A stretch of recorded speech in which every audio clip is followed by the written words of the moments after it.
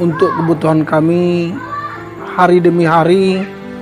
Anak-anak semakin hari semakin bertambah besar. Setiap itu kami saat ini sangat membutuhkan, di samping bangunan tadi, musola, bangunan panti asrama, tapi yang lebih kami harapkan adalah kebutuhan harian anak-anak seperti sembako, kain, sesuatu alat-alat tulis, kebutuhan sekolah yang sangat membutuhkan bagi kami, seperti kebutuhan harian anak-anak sekolah, seperti anak kami yang ada di luar, yang di sekolah di pesantren, SD, SMP.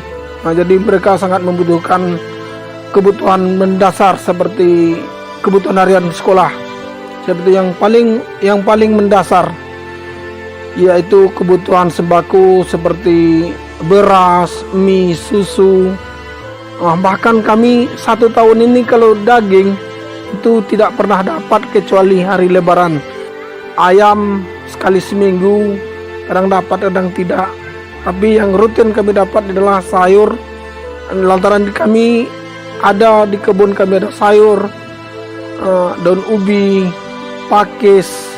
Bahkan sesekali saya pun ke kebun menengok luka saya di kebun ada 11 buah, itu pun sekali 4 hari. Kadang anak-anak pernah mengatakan sama saya, "Pak, ikan kita ini aja, seperti limbe, pandan-pandan, seperti ikan-ikan putihan." Itu pun mereka udah nampak, "Pak, nggak ada lagi ikan lain seperti ikan laut." "Nak, sabar nak, ini yang ada, ini yang kita makan."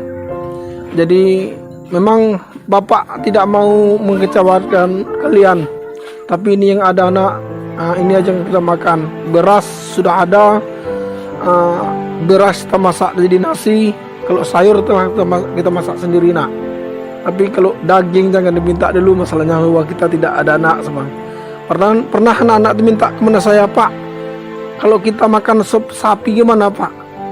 Wis itu nak, Lebaran haji besok aja kita sup. Kalau ada orang mengantarkan daging untuk kita, tulang untuk kita, baru kita sup, saya bilang sambil tertawa. Siap itu kami pun ini yang kita sup dulu, dimakan daun pakis, sayur pakis itulah. Alhamdulillahirrahmanirrahim. Saya meminta kepada para dermawan membantu fasilitas anak-anak, rumah tinggal anak yatim piatu ini. Kami saat ini masih bangunan kami pun masih terbengkalai, tempat tidur kami apa adanya.